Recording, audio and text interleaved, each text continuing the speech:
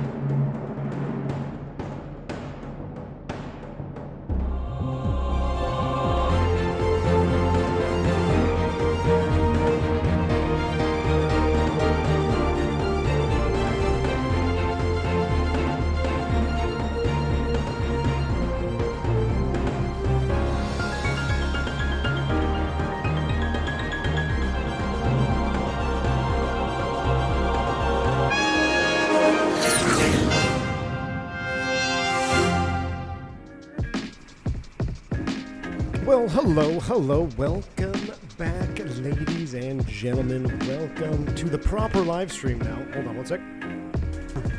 Had to clear my throat there. Welcome back to the proper live stream. Typical fake streamer move or 250-hour streamer move there. I hit the go live button, and of course it didn't recognize my IP, so then I re-hit the go live button, and then we started a brand new stream. So if you were over on the other stream, that wasn't a real stream like Aaron. Good to see you, man. You're on the right stream now, so you're in the right spot. Good to see everybody here in the house. It's been a couple weeks. Been a couple weeks, yeah, been a couple weeks at least, almost 2 weeks, but we are finally back. Glad to be here. Hope everybody is happy to be here, having a wonderful Wednesday afternoon. One more day until American football kicks off. I'm super pumped. Good to see everybody in the house. AJ, good to see my friend Tyson's here. Canadian Sim Guy, Delta Tango, Al W. Good to see you, Al. Hope you are surviving in that Texas heat, man. Y'all just haven't had a break. Wingnut, the Delder himself. Good to see you, man.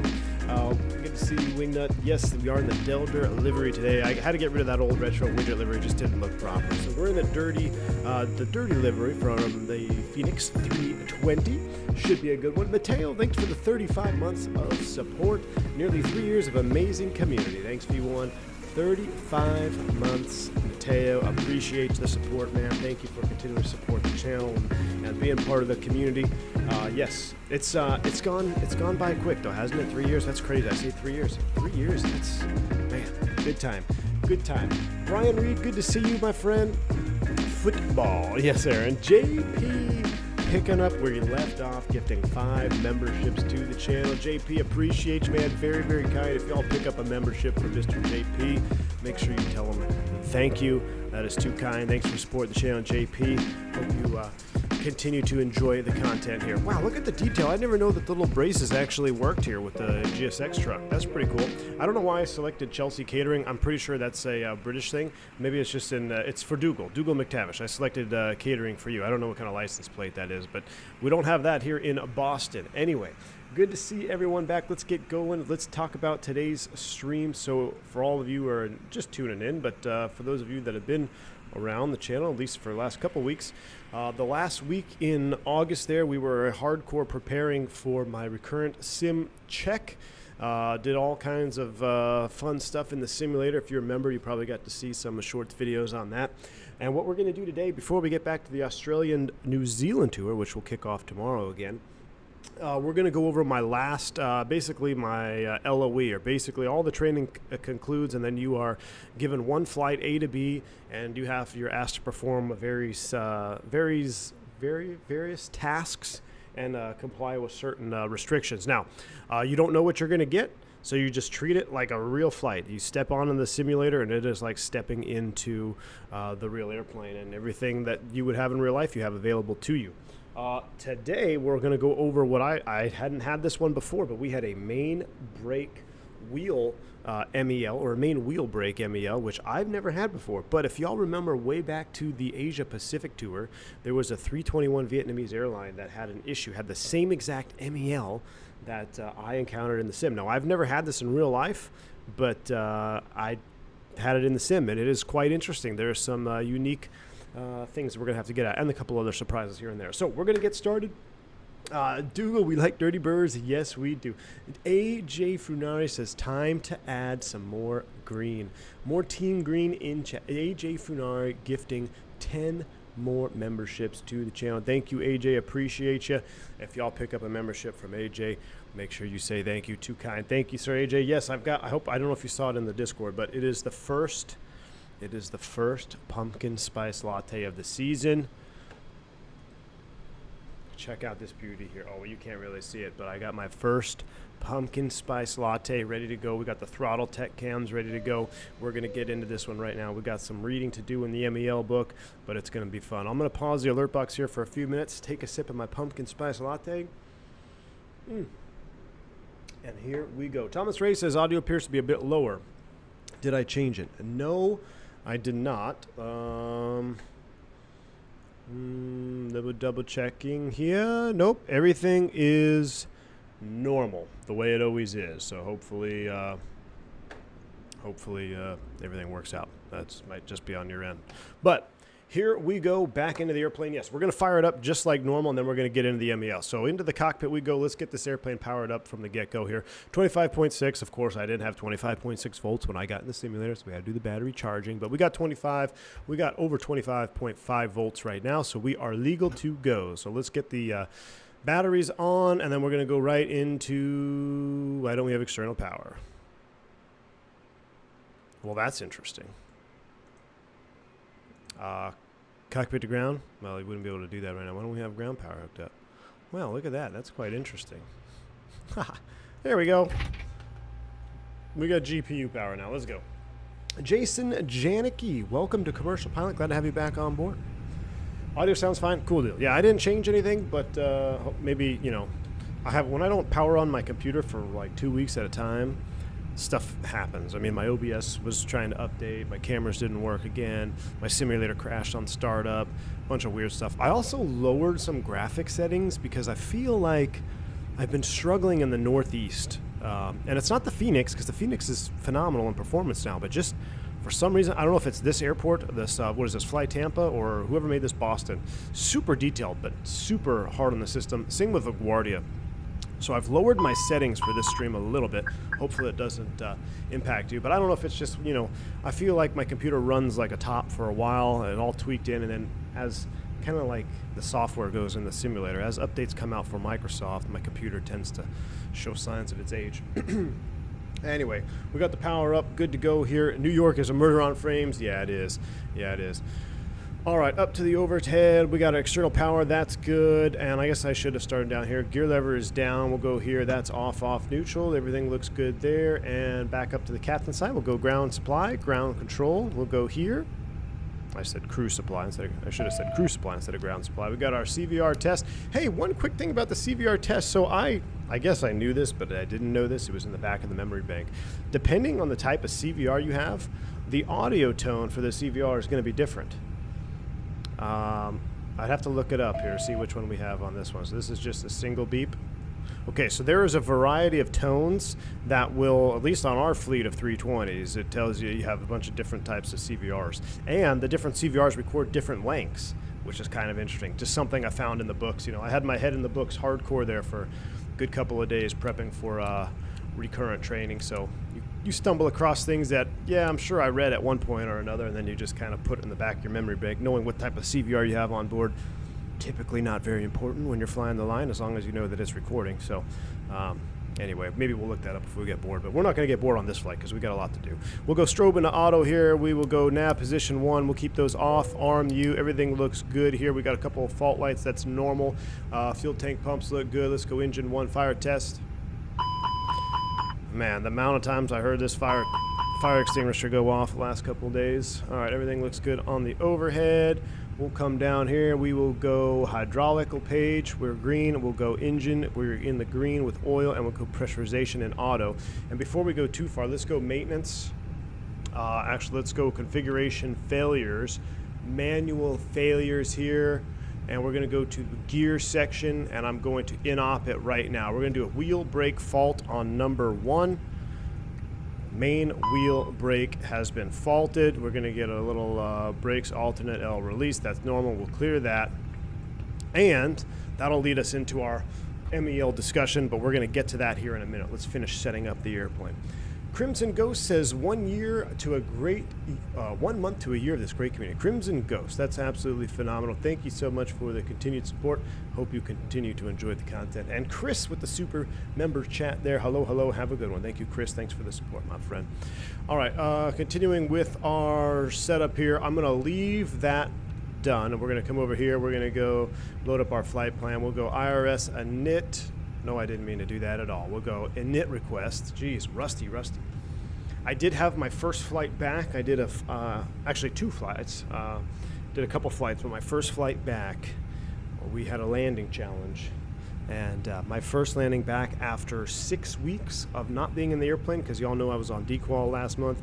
It was a, what did I say, a 160? I think it was a 160 feet per minute.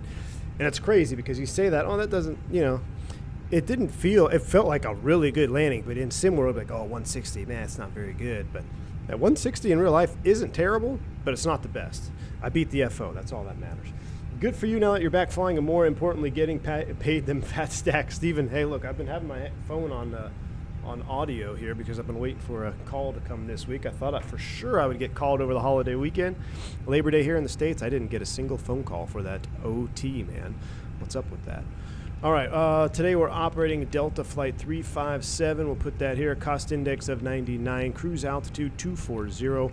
Boom, boom. We're going to do the same flight plan. Nobody's online right now, so we're just going to plan on what we did here in the sim because I'm just recreating exactly what we did. It presents its own set of challenges. So for departure, we're going to take runway 9er for departure, and we're going to be on the PATS 6. So we're going to runway 9er, we're going to select PATS 6 right here, and we'll insert that.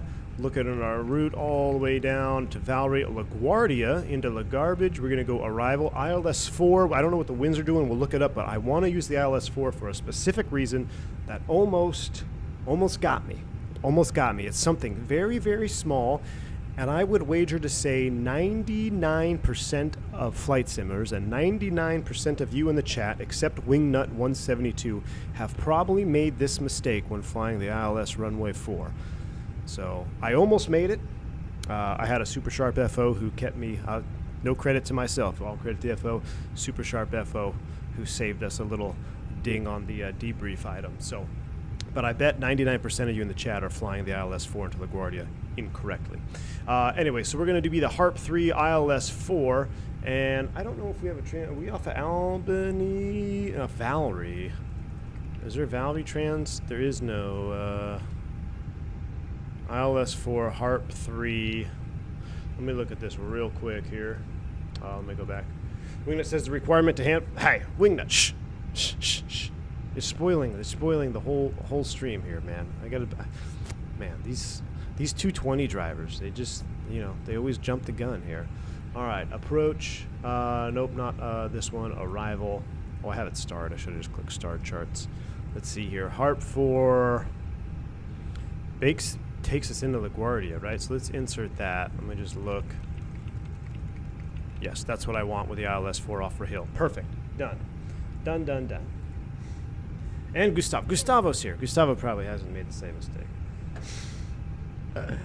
All right. Read the chart. Number 1, autopilot coupled approach not authorized. Okay, fine. Yes. You guys want to talk about it here? We're going to spoil the whole stream. I might as well Alt F4. Yeah, look. So I'll show y'all right here. So after everything that was going on, and there was a lot going on. Don't get me wrong. We had a lot going on the sim, especially since we were almost expected to fly. The simulator operator was trying to convince us that we were going to have to fly a full approach, but then I was confronting ATC saying, well, LaGuardia isn't an initial, that's not an initial approach fix. You got to be off of Kurg or whatever. Anyway, it was a whole other thing. So we're discussing all of this, feeder out, because I have never in my career flown LaGuardia, JC, Nicol, Veraz for the ILS-4. Either way, through all that, look at this very first note here. Autopilot coupled approach not authorized. So there's several reasons for that. But basically, they cannot guarantee the signal for a coupled approach inside the final approach fix. That's why all ILS-4 approaches have to be hand flown. That's been that way since forever. I remember doing that when I was at the regional level. I remember doing that whenever I fly to LaGuardia, if they do ILS-4, which isn't very common. But when it does happen, I guess I shouldn't say not very common. I mean, it is relatively common, but it's just always been that way, and it's a small note. There's nothing red. There's nothing popping out at you, and in the midst of everything else going on, that is a gotcha on a sim check. So shout out to my FO who kept us there. All right. Anyway, we might as well just end the stream now since all the spoilers are out. Nah, I just got a couple more spoilers coming up. Captain Tango, thank you for the 15 months of support, man. This is probably my favorite type of video. Thanks. Captain Tango, appreciate the support of 15 months, my friend. Hope you continue to enjoy the streams. All right, let's get our constraint modes on. Let's hit our magic barrel ref key. That's coming there. We did our VOR thingies. Those are on. And we got IRS line to 2 minutes. Let's finish the box here. We'll do a quick secondary init. We'll do Boston to Boston, just in case Phoenix wants to get squirrely with us. We'll do Boston, Boston, secondary, arrival. I'll come right back around. Let's just do 4 right. That's fine. Secondary, perf. We'll scroll it all the way out. And in the sim, I'm not doing real weather right now, but in the sim, it was basically minimums all the way around. Minimum departure visibility and minimum arrival visibility. Uh-oh. Looking forward to whenever we get a 350 in the sim. Can't wait for the Delta Ops on board biohazard faults. Oh, jeez. Havoc, thank you for the $5 super chat, my friend. I appreciate that. Or I'm sorry, the $5 bank angle check. Yeah, that 350 air return to Atlanta for biohazard was, man, that's a new one. Yeah, maybe one day, Havoc. Thanks for the bank angle check, my friend. Appreciate you. 33.7 and 30.8, 133.7 and 30.8. That's going right there. Block fuel is on board, 14.2. We actually have more gas than that was given to me. That is set and loading. Good deal here. And we are just about ready to get the boarding process started. And just before we get the boarding process started, we got a couple of bangers coming through the chat. Wingnut gifted 5 memberships himself. Thank you, man. Appreciate the support. Brian Aviation, Renee Sepper, Smackin' 710, James T, and Tukatari. You all just picked up a membership courtesy of Wingnut. Make sure you say thank you. That's very kind of you, man. Appreciate the support on the channel, and hope you continue to hang around, man. We love having you around the channel. Thanks, Wingnut. And just after that, Mart Lorano coming in with a 100. Appreciate you, Mart, for a massive super chat. He says, "Hi everyone, I've been through some really tough times. Your videos helped me a lot to get through this and not to give up. Today I passed my ground school, and next week I'll have my very first flight. There's no way I can thank you enough. God bless you and your family." Mart Laruno. I very, very much appreciate that. Those kind words, my friend, are very generous of you. Thank you for the support and a massive super chat here.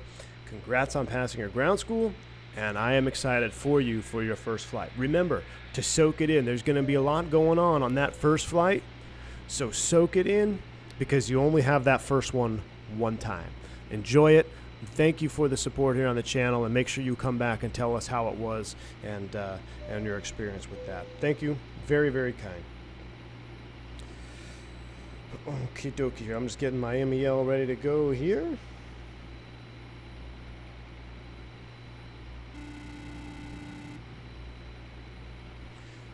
All right. So Gustavo says, I have some meetings right now, so have a good flight. Hey, Gustavo, take care, my friend. Thanks for stopping by. I appreciate you. All right, we got our fuel on board. Let's go ahead and get this up here. We got our fuel tank pumps on. Let's get our APU primed up and ready to go. We'll get our seatbelt sign on, and we'll start this up. We'll take a listen, and we'll start the boarding process, and then we're going to go over our MALs for today's flight. We'll start boarding right about... meow. Boarding requested. Sure, thank you very much, everyone. Let's have a good flight. Let's do it, Marge. It's going to be good. Tip Guitari says, I wonder if I could download Honolulu for mini builds. Their manager kept giving me errors earlier. Really? Make sure. So I've had error messages with the any builds manager thing. It was an email issue. So like I had one email that wasn't the same as my other email. So maybe just log out and log back in completely. Maybe that'll fix it for you. All right, we got our APU firing up. First finding, didn't execute APU fire test, not legal. Well, that's all right, because Wingnut already did a fire test for us on our receiving check. Do you want to board crew? Nope, we're already on board. Man, the APU sounds fired. All right, so I have a picture of these, but I didn't get them into I didn't load them up here on the sim. But basically... because I wish I had AviTab. It'd be so much easier. Main wheel braking system MEL. You know what? This would be so much easier if I could load it up. It'll just take it'll take 30 seconds here. Let me open up a new tab because I already have the images on my computer. I just need to set up a new source, a new sorcery, or actually I can convert them. Let me do that real quick. Hopefully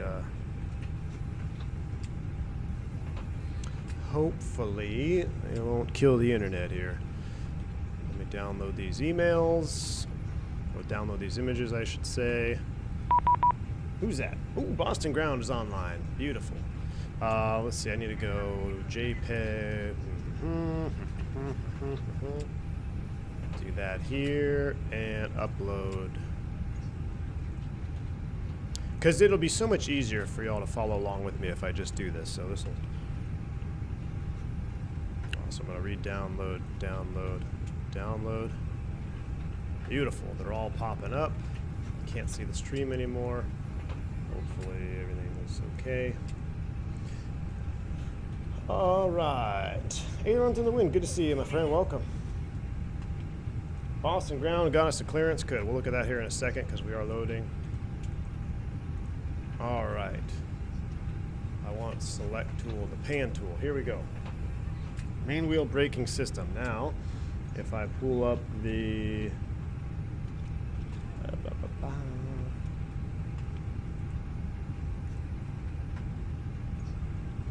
Oh, look at that. Look at Pro Streamer Situation. So I came to the airplane for my sim check, and this is what I was dealing with right out of the bat here. Main wheel braking system off the minimum equipment list. So it's an operational restriction. We have to apply 2 other MELs. So it's basically a game in how can you sift through the manuals. And then there's a dispatch concurrence.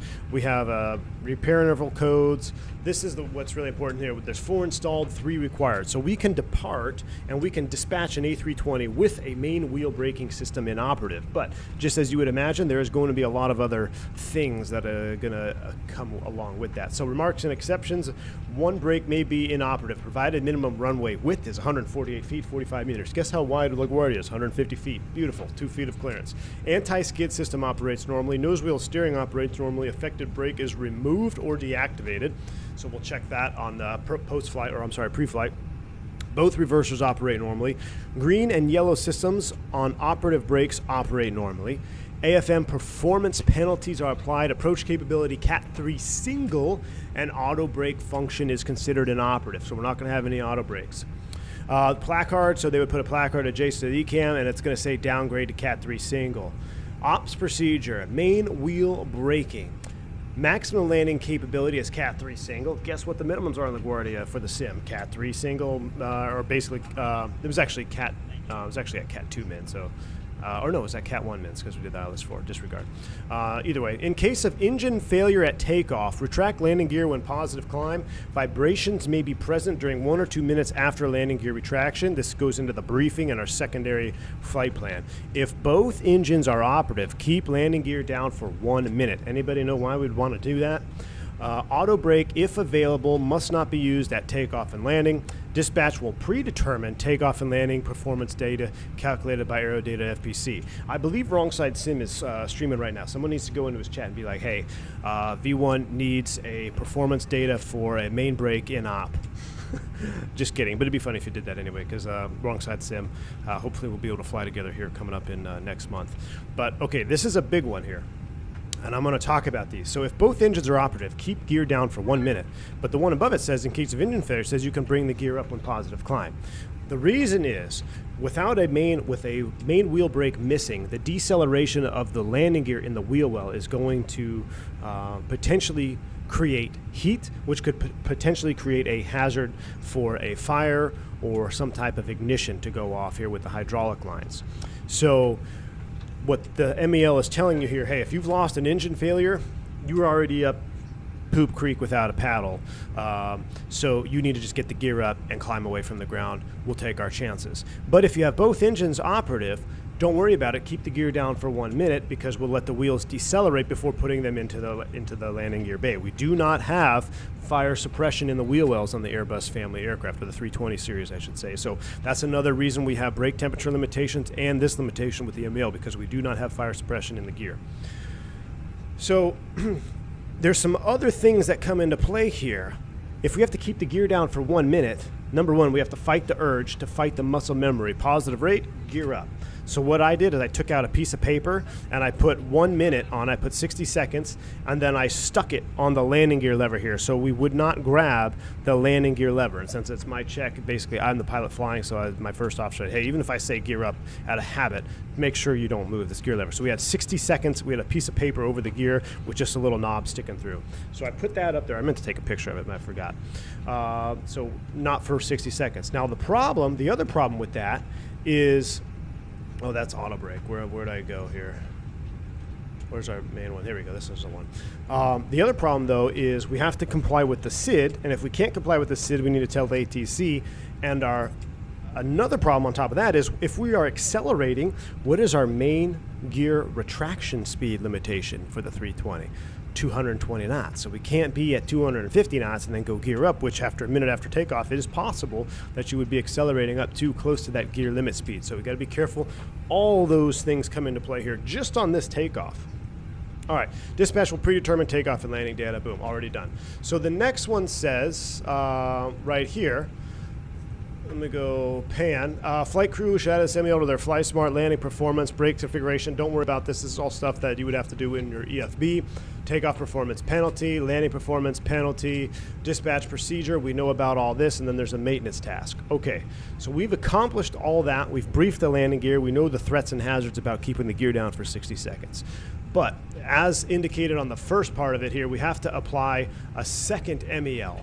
229901-3, 324204-1. 2299 is basically a downgrade MEL, so that's already been complied with. But we have to go over here. We have to manually in-op.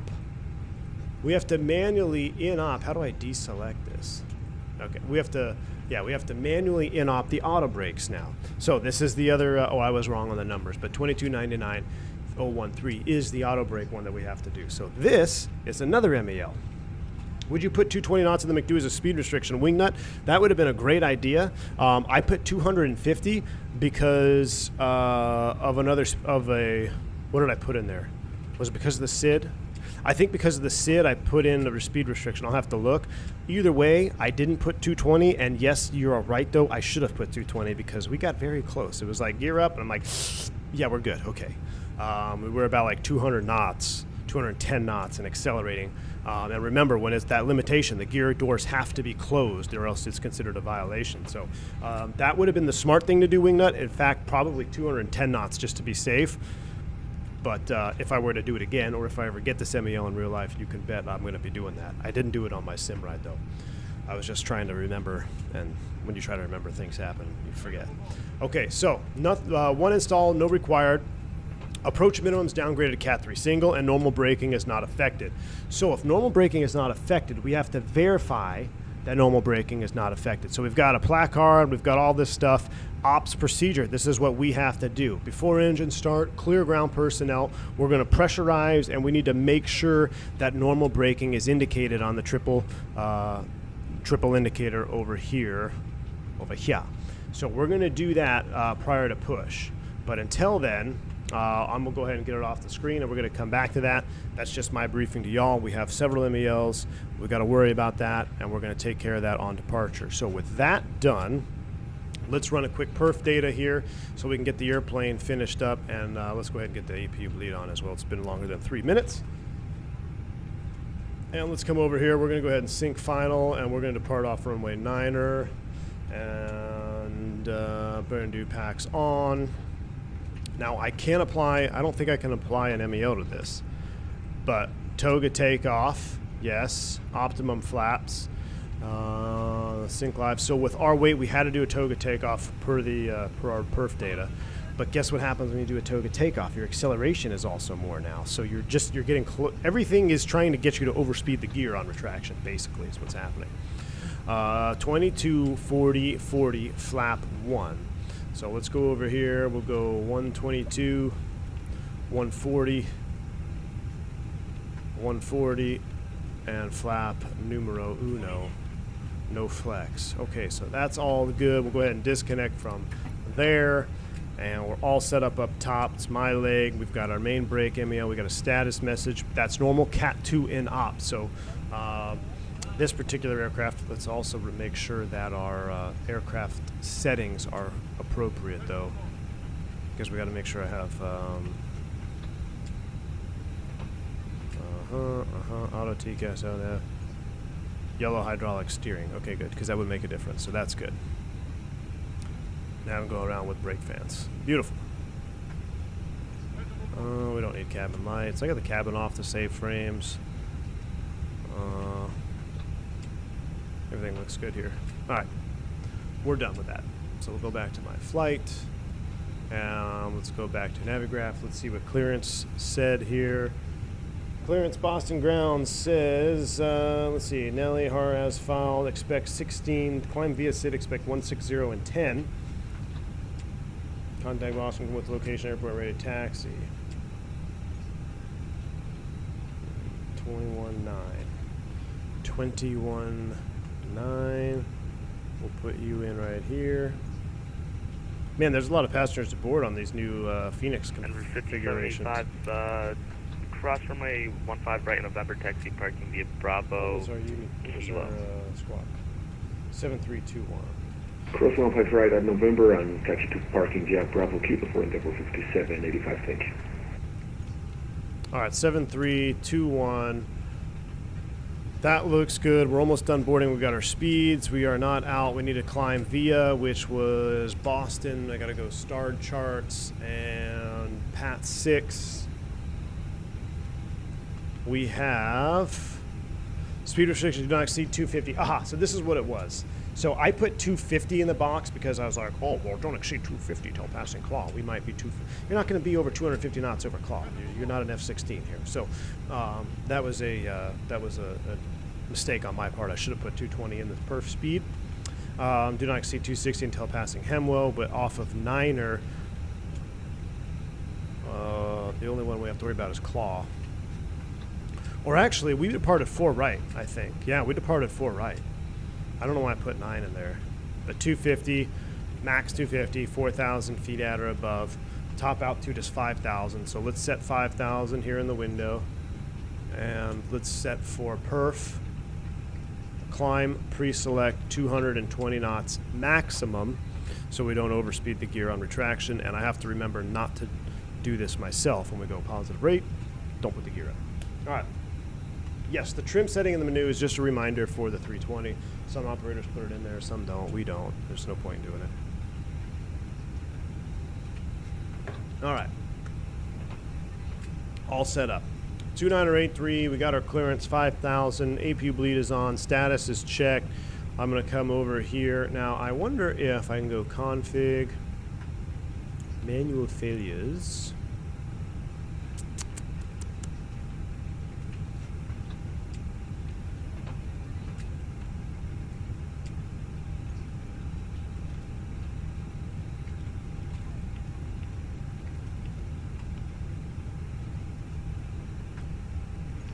Boston Grand Japanese 731 is going to taxi start active.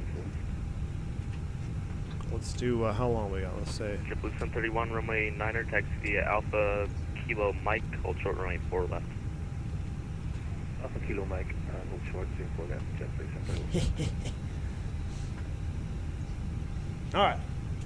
Boston Grand American. Hey, just got here. Could you fill me in on the goals for today? Jeremy, welcome to the stream. So I just went over the MELs. We have a main braking MEL, which is going to require us to keep the gear down. It's also going to require us to not overspeed the gear on retraction.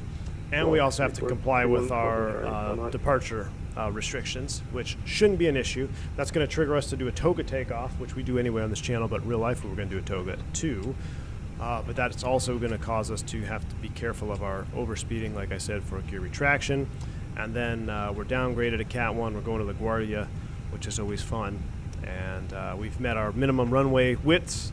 We've met the minimum runway length. We've got all the data. We know we don't have any auto brakes. And there was one other page to that MEO that I didn't show published. But basically it says when you go for takeoff, you're not going to have all green here on your ECAM. It's going to be ECAM status checked, 1 blue, or brakes blue, or whatever it is. I can't remember. Basically, ECAM status check 1 blue, because we're not going to be able to arm the auto brakes. Our auto brakes are deactivated, main wheel braking is deactivated, and the aircraft is downgraded. All right. Do pilots do this long check every time? Pretty much, yeah. All right, we are ready to roll. Let's get out of here. So we don't have BSUs? No, we have BSUs. We are missing a main wheel braking system, the actual brake. There's 4 of them. 3 are required. So we have 1 in op on number 1. All right, let's go ahead and prepare for pushback and departure. We're going to not start before pushback. And we still have to comply with our other test, right? We got to do our normal brakes. We're going to do that after we push back and ground crew is disconnected. Now, in the sim box, I did it at the gate. Debrief item, check. Everyone's like, well, you know, you got to clear everybody from the airplane there, which you did, but you could have just done it on pushback. And then my rebuttal to his debrief was like, well, what if we push back from the gate and then we find out our brakes are still in alternate braking? Now we got to get someone to come back out and tow us back to the gate. And he's like, well, yeah, but that's a good point. Okay, yeah, you did a good job. That's basically how it went. All right, we are ready to push off gate number, whatever this is, 34. We're going to go nose left, tail right. Before start, checklist, windows, doors, and slides, close and arm. Beacon is on, thrust levers idle. Throttletek cam is coming on. Roberto sent me an exciting picture today, too, from the Throttletek. He sent me a picture of our 767 throttle that'll be coming near the channel very soon. We're going to go nose left, tail right. The mold is already being prepped, so it's pretty cool. Oh yeah, we gotta dismiss all that stuff from the Fenix. Ooh, I said Fenix, like XP. He always says Fenix. Phoenix, that's a Phoenix. Chocks and cones GPU. Locking gear. That means our landing distance is going to be longer too. Very much so, Jeremy. And we have a runway width requirement of 148 feet, which it's pretty standard here in the States. Runways are about 150 feet. But it's something notable if you're going to be in an airplane all day that has the main brake-in op. Depending on where you're going, you want to make sure that you do have minimum runway length. Or, excuse me, width. Release parking brakes, please. Brakes are released, clear push. Commencing push. All engines clear. Start at will. Copy. We're not going to be able to start until after, because we're going to do our other checks. Wouldn't there be a 767 available for that? Are you telling me something I don't know about? No, none shall pass. it's gonna be our kind of our hybrid 7.5, 7.6 because the Bluebird 7.5 will be coming out, which I can't wait for. There is a 777, so Throttletek does have a 787 throttle, which is very similar to the triple, right? I think it's similar. Or I have those confused. I think they actually have a 787 throttle as well. But we did a poll in chat when Throttletek was here, and the 7.5, 7.6 throttle is what won. Which I cannot wait for that Bluebird 7.5. I watched that update video on it. I know a lot of us probably wanted to see something before the end of the year, but look, I'd rather, in this point of the game, let's just let them do what they got to do, make a nice product for us, and we'll enjoy it when it's ready. Cornelius, good to see you, man. Welcome. Please set parking brake. That's exactly why, Jeremy. Let's say asymmetry. We have a good engine. All right, brake set, clear, disconnect. Unlocking gear.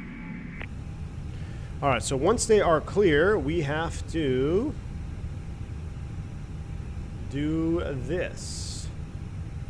Oh, which you won't be able to see it, but we need to clear ground personnel.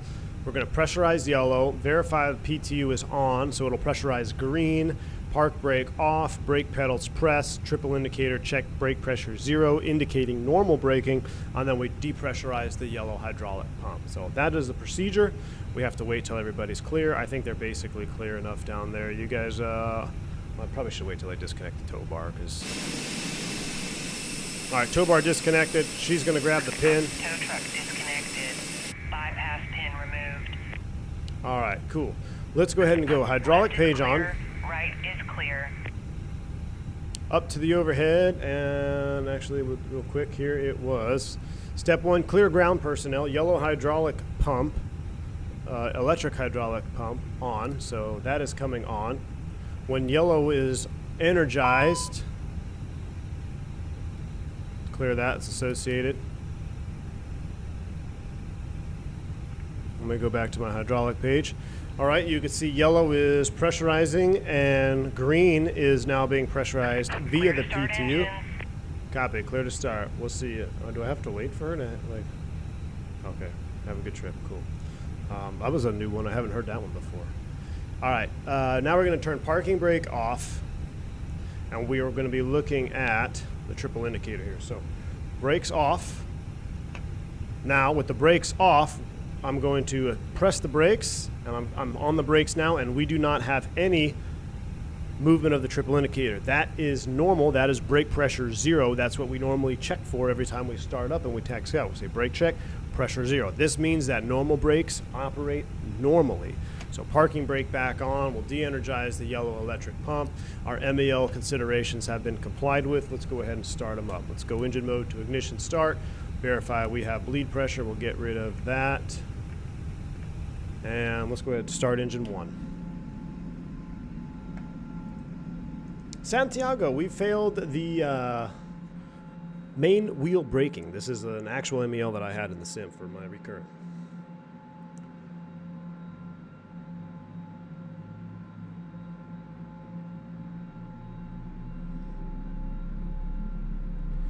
Thrust set with the MEL, any RTO considerations? Absolutely. So that's definitely included in the briefing, the pre-departure briefing, when we go through our threats and mitigation of threats and all that. It has to be a manual RTO. So get in the habit of keeping your heels on the floor because the auto brakes are on. But on this particular takeoff, no, you are on the pedals all the way, because if you do have to abort, it's all on you. It's all on the pilot flying. Sounds like we got a good start on 1. Let's go ahead and crank number 2.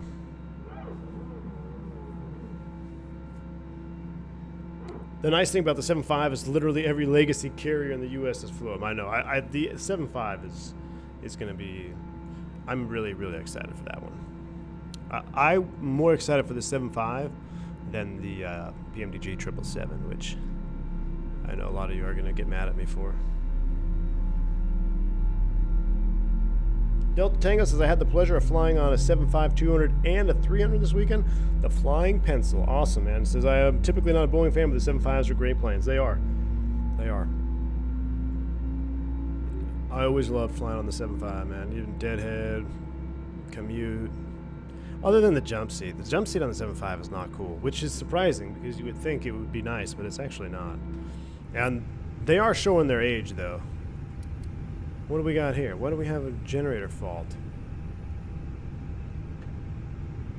Well, this is new.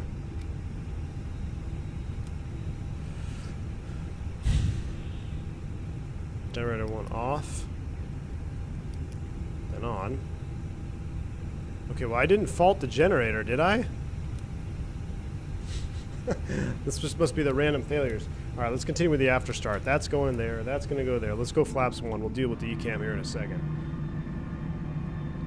This is your daily reminder that the 7.5 first rolled off the line over 40 years ago. just to make my friends born in the 80s feel old. Steven, we don't need that to feel old. Just go fly on a Delta 7.5 in the summertime, and you're going to be sweating your butt off if you're in a hot climate, because they can't keep up with the amount of people in them, and the packs are just like not good compared to like new Airbuses, and even like the new, well, I don't know about the new Max, but like the new Airbus, like the new Neos and stuff, man, they can really keep the cabin cool when the packs are working.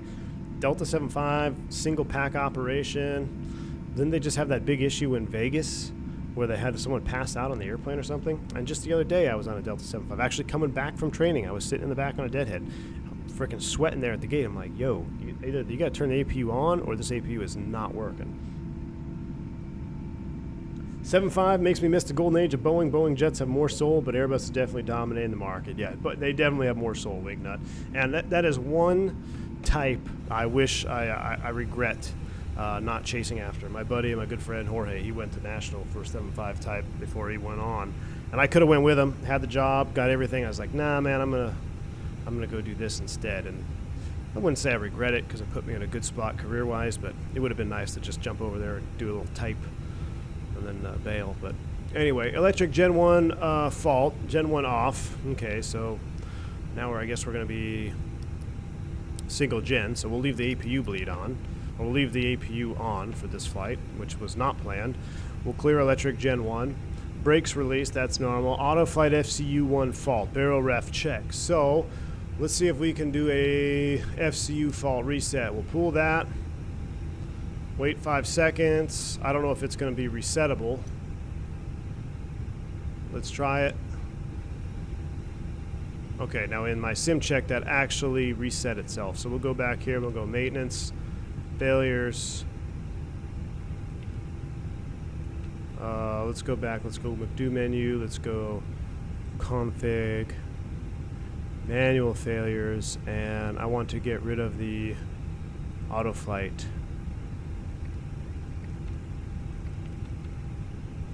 Come back on for me. Yay, auto flight reset. So that's what happened. We had an auto flight fault on taxi out, reset it with the circuit breaker, we're good to go. But the generator fault is not planned, so we'll just leave it. We'll let it rock. Gen 1 off, we'll call dispatch, we'll get an MEO, we got to run the APU, we got to increase fuel burn, all that good stuff. We do our pushback stuff, we isolate all the electrical stuff. You've seen that here on the channel before. Make sure everything picks up the load. We say we did all that for the sake of time. Now we're dispatched Gen 1 in op. All right, cool deal. Let's do a flight control check, shall we? Full up, full down, a neutral, full left, full right, neutral, rudder, full left, we're not rolling, full right, neutral. And what was our departure setup here? Is down 0.3. That's close enough. Cool. And we're going to go, that's already armed. We cannot arm the auto brakes. See that? Can't even arm them. So that's, auto brakes are going to stay matte or blue. We'll do takeoff config. And we'll go here, here. Everything auto and on here. Boston ground 21.9. We'll be ready to taxi here. Cool. Where are we? Walker 3594, monitoring income 122.8. Or need a call for Walker 3594.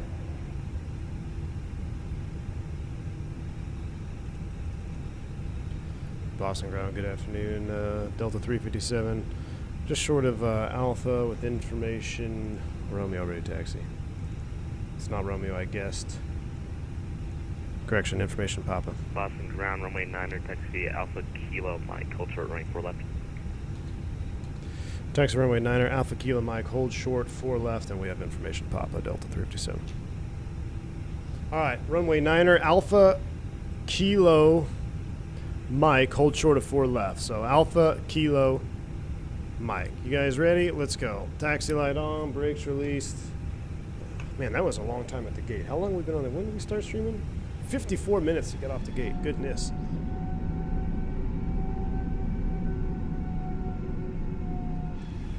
And we do a little brake check. Pressure 0, so we're looking good. So we're actually Charlie 13, Alpha Kilo Mike. Let's go. Boomer Captain's keeping the APU off to get bigger profit sharing check. Wingnet, is that true? Because I've seen the memes on the pages. I've seen the memes about like, oh, just turn the APU on, so it actually impacts your profit. I guess it would, because profit sharing. Obvious profit, burning fuel. Wow, in the summertime they're doing that. That's wild.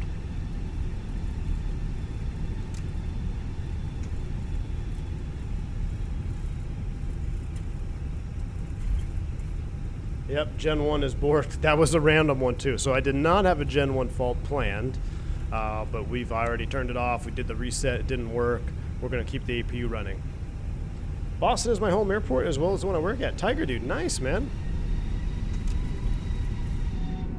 I like Boston. Havoc, yeah, the Boston scenery is really good. That tower is so iconic. Oh, you can't really see it because it's blocked by Fly Live. There you go. I love that tower view. I fast forwarded the time 4 hours too because no one likes flying at 2 o'clock in the afternoon, so it's like 5 o'clock, I think, sim time. The slant, Jeremy, means hold short. So taxi to the 9er, Alpha Kilo Mike, hold short of 4 left. So the double slash is kind of like a runway hold short line. Because if I just put 1, you might confuse it with Lima or India. So I do 2 kind of at an angle.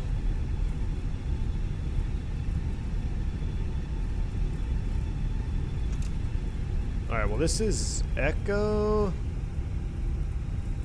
Okay, so Kilo is right after Echo. Well, right about here when we got the FCU fault, we got to stop, do all that stuff, and then go back.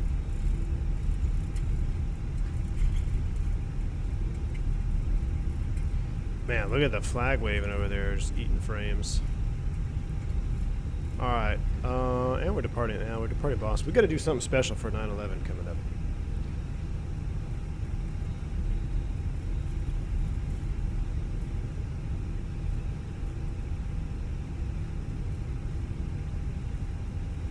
Alpha Kilo Mike, hold short of runway 4 left.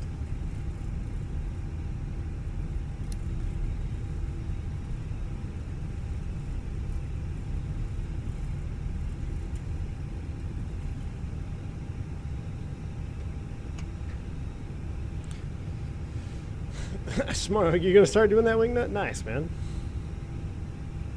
Glad I could help. See, that's what I'm here for. All right, we're Kilo. Is that supposed to be flashing all the time?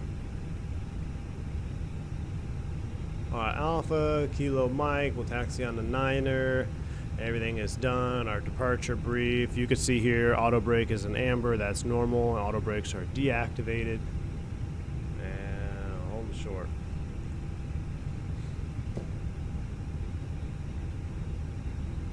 I never knew this till recently. The gates, the 2 flights hijacked, have American flags. Yes, Thomas Ray. I've taken pictures of them. I've departed from them. Delta 357, monitor you down 122.8. 122.8 or Delta 357. Was he going offline? Or do we have to cross the runway and then go back? Boston traffic, Delta 357, going to be crossing runway 4 left to Boston traffic. That's kind of interesting.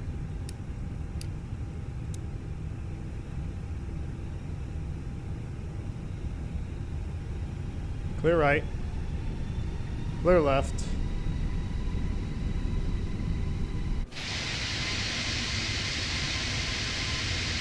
Yeah, nobody's on final.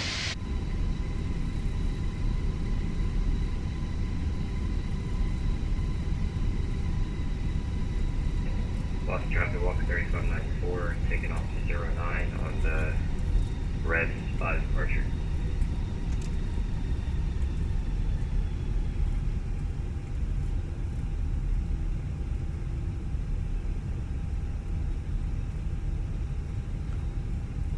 Alright, so Alpha Kilo Mike, and we're basically going to be holding short of 9, which would be with tower, so we'll just stick with tower then, right? Our Unicom. Boston traffic, Delta 357 going to line up and wait to runway 9er Boston. We already have our top row of lights on, runway 9er. We'll go ahead and line up and wait. The Star Wars fans out there, was it Star Wars? All those crazy, like, is it Star Wars? Yeah, was it Spielberg? Got the idea from those cranes out here in Boston.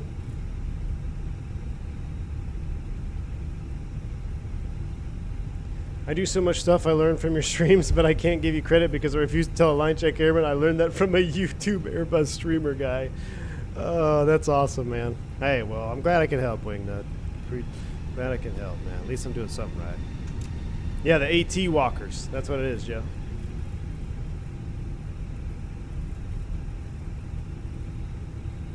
Alright, runway 9er, confirmed, runway heading 087 checked. Auto, let's see, ECAM status 1, or ECAM status is checked. Takeoff, all 1 blue, auto brakes max. So, we are ready to go. 2240, remember we can't overspeed on retraction, so positive rate, gear stays down for 60 seconds after positive rate, so I'm going to leave my mouse right there on the chrono button. And let's do this. Spool them up 50. Yoga's in chat. Let's blast off. Boston traffic, Delta 347 departing, runway 9er.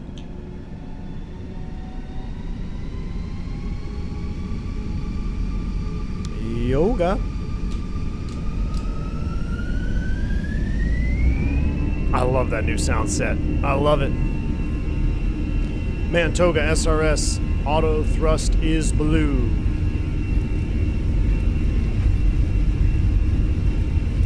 Thrust set. 100 knots. Checked.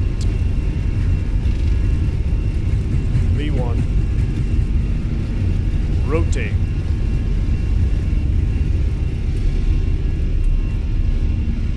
Positive rate. Chrono's on. Fly with.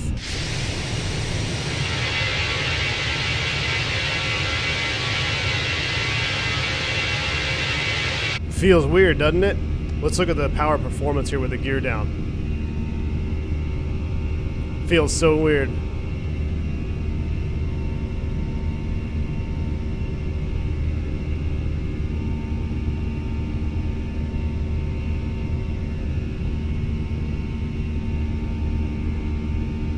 Alright, so definitely going to wait for a nice positive trend here in airspeed with that gear hanging down. There's our positive trend. I'm going to go into MCT. Climb. We got to be 4,000 feet.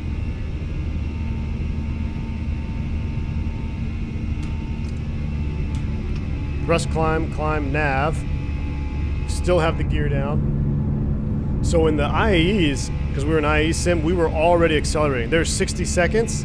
So I'm going to go ahead and go gear up. Make sure we're below 220 knots, which we are. But the IAE engine, we were already cooking. We were at 200 knots when we went gear up. Now we'll go ahead and disarm the spoilers. That was another thing that's weird because we retract the spoilers at gear up. So when you delay that. All right, now we got to see if we can go ahead and comply with this restriction here.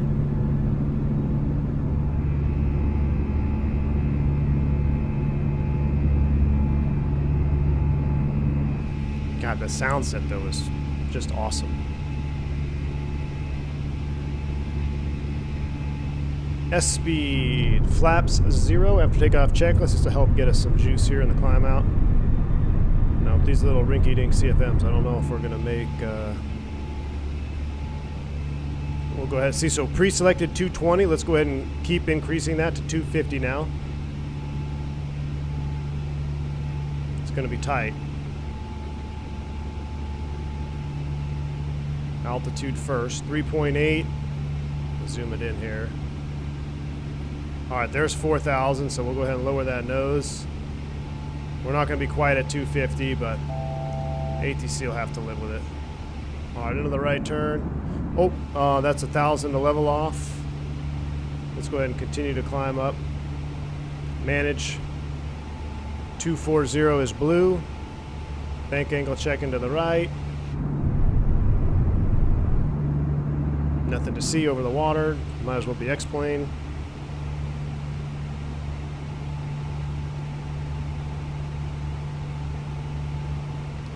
That's what I forgot to do. I wanted to put a reactivity a little bit on the roll. I don't know, only does it sometimes, though. Only jumps out sometimes.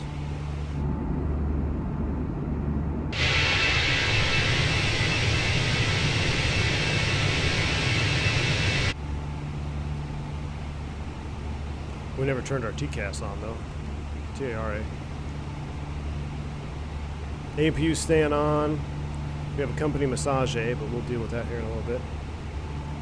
Switch hyper from the cockpit. You'll have EPR up here instead of N1, and then it's visually. And then also you can check on your aircraft status page. It'll tell you what engines are installed. But they're very different IAEs versus CFM. So just a quick Google search, you'll be able to see the difference.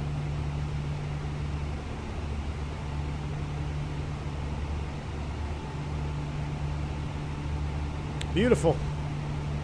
AP1 is on. Let's enjoy some Boston here on the Part 2. Well, we're already out of the haze already got us. The Boston haze. I'm getting ads popping up during the stream. Is that a thing now? That's interesting. I haven't changed anything, so who knows.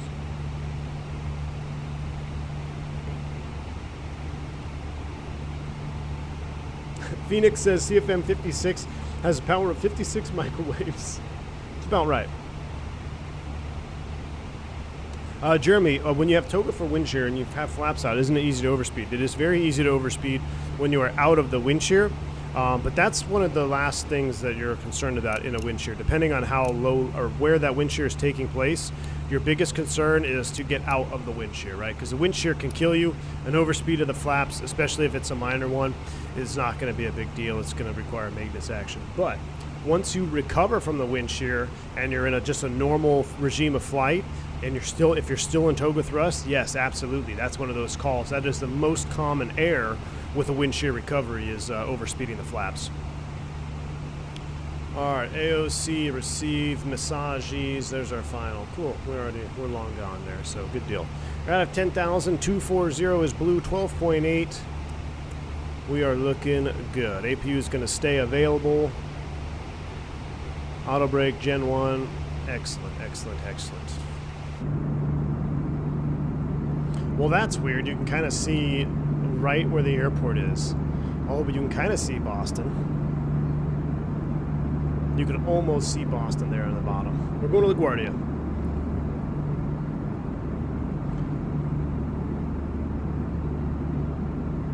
I wonder if that's a bug, or if that's just... That's crazy. There's literally a hole in the clouds right above the airport.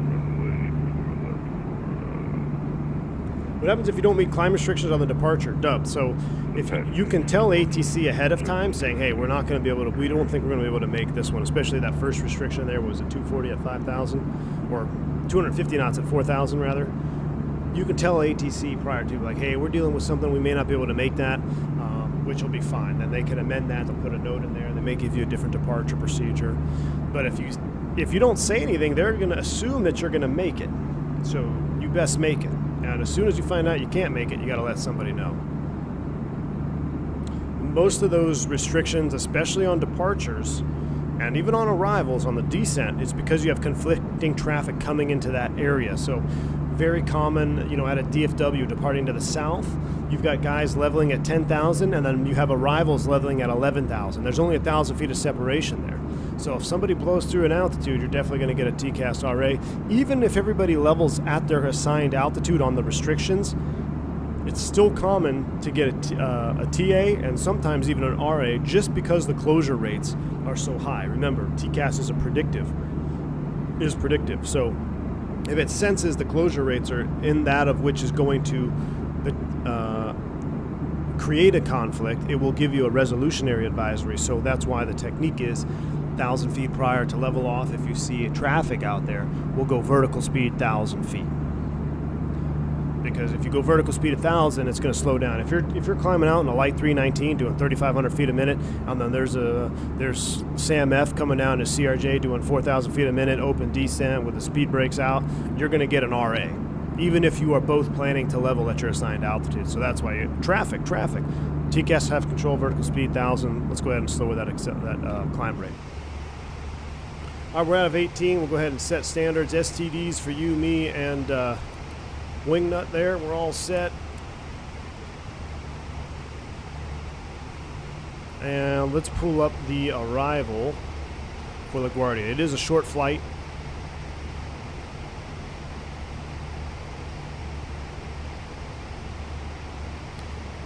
And let's see. Yep, we're going direct Valerie. Looking good. 20 for 240. Looking good. Yeah, Marty Grimm, that retro livery, I thought I liked it, and then I decided against it. It's pretty common to hear airplanes tell ATC they can't make restrictions on arrival when ATC has the descent of the head really low. Yep. Yeah, if they slow you down, especially if that restriction change comes late, so you've already started the descent and then you get a slowdown from air traffic control, it is very common that at that point you're going to be missing some restrictions, or it's going to be hard. It's going to require some finagling of the airplane. Look how nice this engine looks, though. Like I never really fly with cabin off. You can really see the details on the. Looks pretty good there.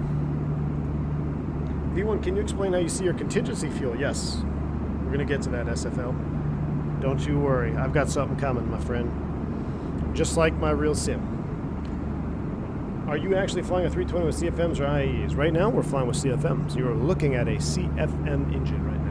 CFM 56. Wedge only good on big birds? Yeah. 7.2. L1011 though. L1011 had it. Real nice.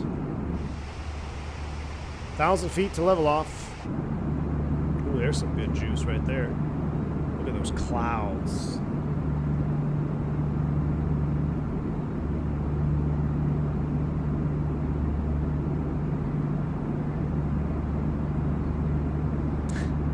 Thought it was funny how you said entitled widget pilot in response to that video. Well, here's the thing, Jeremy. Everybody's got their own entitled pilots for sure. But at the end of the day, if air traffic control tells you be ready in 2 minutes, and you say I can do it, and you get on the runway, and you're not ready, there is no need. It doesn't matter who you are, who you work for, who you're flying. If you're not ready, you're not ready. Get off the runway, period. Like, that is the last place, other than being single engine or in some type of emergency commuting with air traffic control, that you need to be back talking controllers. Like, I get it, emotions run high sometimes. I've said some things in response. I've actually never really said, there was one time I did have a little spat with a controller. But it was in cruise. It was like, really? Or in like a cruise climb phase of flight. But like being on the runway, airport environment, just be quiet, do your job, especially on a runway. So that video kind of bothered me. I'm like, really, dude? Like, I'm just glad I'm not flying with that guy. You know what I'm saying?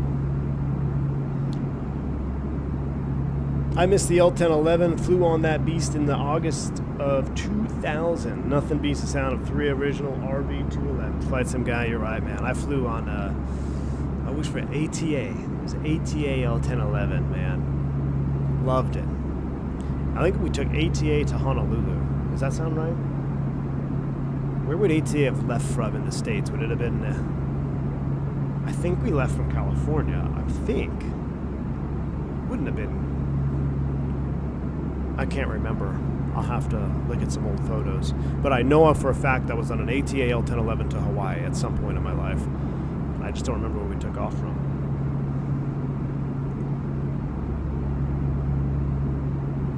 Do you agree with ATC's sassiness in that moment?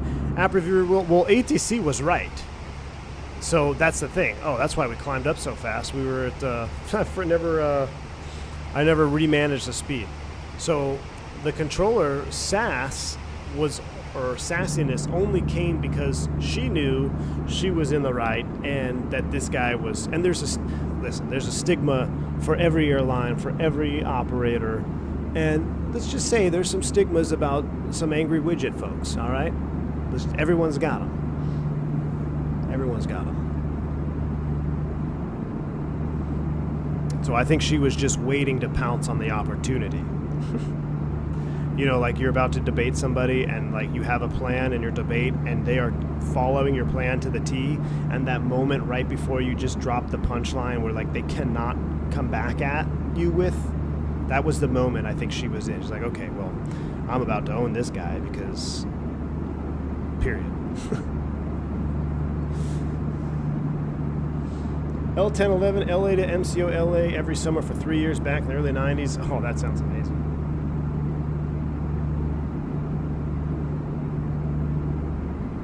I fly a piston pounder IAEs for the birds.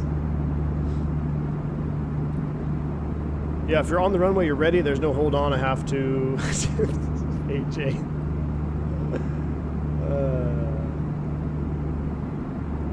I flew APA LTA in 1995, single class config. I think more than 300 people, yeah. Especially single class config. That sounds about right. That sounds about right. Okay, so we're leveled off here. We are accelerating. And we'll go ahead and turn the seatbelt sign off. The APU is still running. My question is, do we have 3 cons? Are we even conning yet? No, we're not up. Alright, so all is good in the neighborhood. Let's turn on the cabin, because the wing views, I mean, they look nice, but they look better with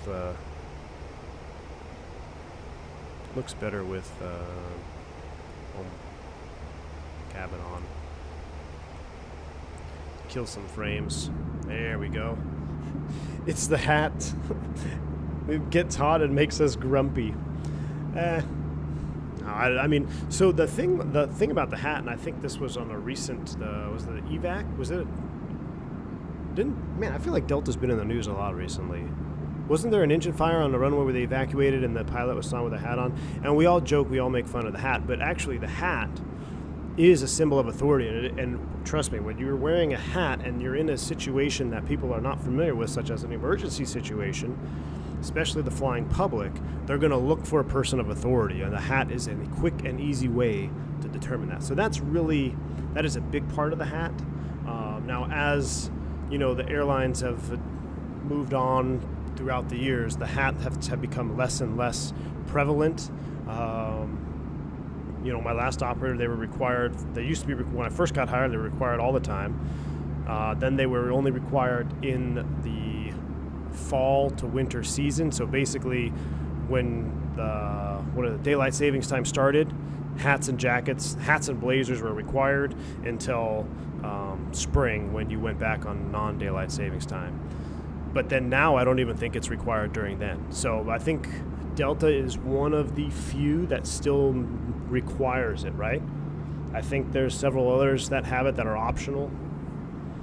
But life is too short to be wearing hats. I'll be honest, I actually like the hat. I liked my hat. I still have mine. I'll probably give it, I look forward to giving it to my son when he's older, if he's interested in airplanes. I know my nephew is, so maybe I'll give it to him if my son's not. But yeah, it's kind of cool to have. I mean, as a kid, I remember having the toy hats all the time. 74 gear analysis and videos are super good though. Yeah, Jeremy, I haven't watched any of his vids in a while, but I know they are pretty good. Isn't the uniform unique for passengers to see? Sam, you would think that, but I've been called a taxi driver, or been mistaken for a taxi driver. I've been mistaken for a police officer. I've been mistaken for a sky cap. Like, I remember one time I was standing out on the curb in Bangor, Maine. Or was it Bangor, Maine? It was somewhere in the Northeast, super cold, smaller airport, and I'm standing there with my crew. We're all there. We're all together, first officer, flight attendants, and we're all dressed wearing appropriate things, right? Hats.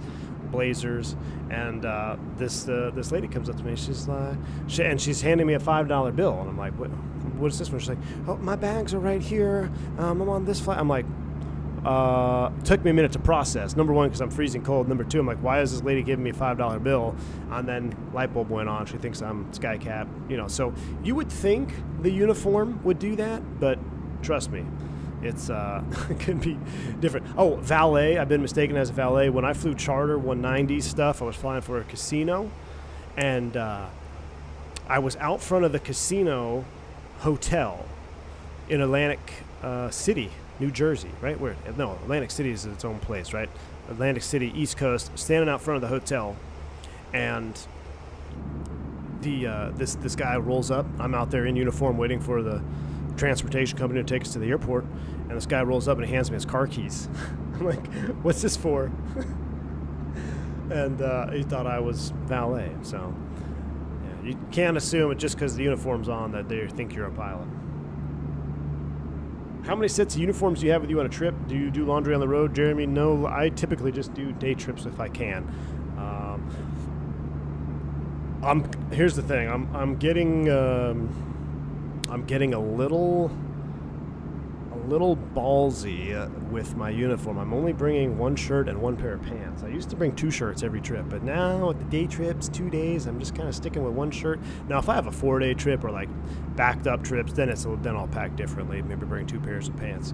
But my buddy, my good friend, he's also a captain, and on his last trip, he was same thing, just wore one shirt, and on his first leg, first day, went to take his pen out of his pocket and it just exploded, and his entire shirt was black and like just that ink all over his shirt. And so he was in Seattle trying to get it dry cleaned or whatever. They still couldn't get it out, so he ended up buying a shirt with no epaulets, and then everyone thought he was a flight attendant. It's pretty funny. So now it got me thinking, maybe I should throw that second shirt in the bag just in case. Miss V1 Denture's hat, please don't wear the hat again. Yes, Wingnut, white Pan Am style hat. There you go. Froome, good to see you, man. I'd have taken the keys and would never see him again. V2 plus 10. I would have if it was a good car. All right, so here we are, just doing our thing, and then air traffic control comes on, just like in my sim. It said Delta 357. I got holding instructions, advised, ready to copy. Delta 357, ready to copy. Delta 357, holdover Valerie is published. Descend and maintain 19,000. And EFC will be, we'll call it 21:55, 21 minutes or 20 minutes from now. All right, so hold as published over Valerie. What does that mean? So we'll put this away. We'll come down here. We should be doing this stuff anyway. With Valerie, hold. What is the computed values? 254 right turns. Now, someone will ask, okay, well, we got to figure out, before we insert that, we have to actually look at our chart. We'll pull it up here. Valerie interception. Wow, I'm ready for football season. Valerie intersection. There's no hold here. Why did we hold is published? Right here. So on some of these charts, when they get a little loaded up, you'll see them here on the side. So the published hold at Valerie right here is actually 023 inbound. I'm sorry, 023 outbound with right turns, 10-mile legs, with a max 210 knots. So there's a couple things here we need to do. So I actually need to change that. So let's go back. Let's erase that. Let's load up our own hold. The real airplane will have a default value will be published if it is actually published. So in the real sim, this was already preloaded for me, but let's do it here manually. So the published hold at Valerie is 023 outbound, which is the inbound is 203 inbound. So inbound course, 203 inbound with right turns, and the distance is 10-mile legs. Boom. We'll go ahead and insert that. And there is the hold at Valerie. Now, there's some other things we need to take into consideration. On the hold chart here, between 6 and 14,000, max 210 knots. Delta 357, descend and maintain 14,000. Descend and maintain 14,000, Delta 357. Speed, descent, nav, we'll go ahead and pull for open. We're thrust idle, open descent. Hold max 210 knots. Well, in a classic 320, we have some different hold speeds. Typically in a 320 Classic, it's going to be green dot plus 20. So right now I can tell you that's going to be about 230 knots. Well, if your hold speed is 230, but the chart says 210 knots, what are you going to do? You're not going to fly 210 knots, so you say air traffic control, request some speed relief in the hold for Valerie. And Delta 357, roger, speed your discretion, report the hold at Valerie. So we'll go ahead and slow up now to 230 knots, 14,000. Typically, you don't want to be sending into the hold. I was a little late on giving myself a vector, so we're going to go speed brakes out, descend to 14,000, 230 selected, descending and going down at the same time. Advanced technique here. I'm going to select vertical speed 5 hundo, which allows me to trickle down, but I can slow down here. You start going above 8, 9, 1,000 feet per minute, you're still going to be really slow here on the deceleration trend. Vertical speed 500. I'm still going in the right direction as far as my altitude is concerned, but I have a much larger trend arrow here with a deceleration of 230 knots. And we don't want to be blowing into the hold here at 300 knots when everyone's doing 240 or 230 or 210 rather. So a couple things we got to take into account. We've done that. We'll load up our weather here in a minute. Ooh, Newark, Azon, Boston, and Kennedy. All right, we're landing LaGuardia, so we're still good. I think Tola's database has holds. I think it does.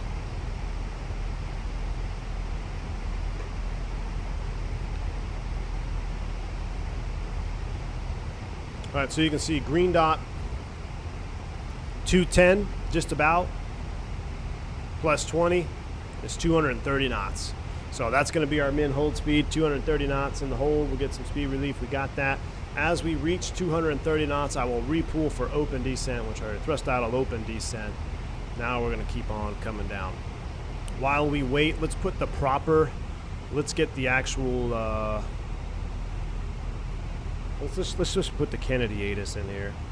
You know what? It may be different. I know they're really close, but let's do this here. LaGuardia weather request KLGA, and then we got to brief the approach.